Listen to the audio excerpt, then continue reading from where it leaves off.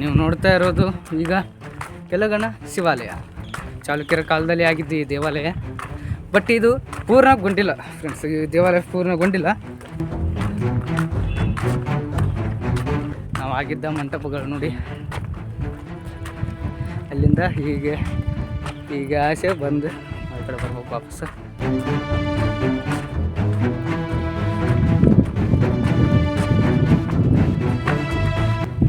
ನೋಡಿ ಫ್ರೆಂಡ್ಸ್, 1500 ವರ್ಷಗಳ ಹಿಂದಿನ ನಮ್ಮ ದೇವಾಲಯಗಳು ನೋಡಿ ಫ್ರೆಂಡ್ಸ್ ಹೇಗಿವೆ.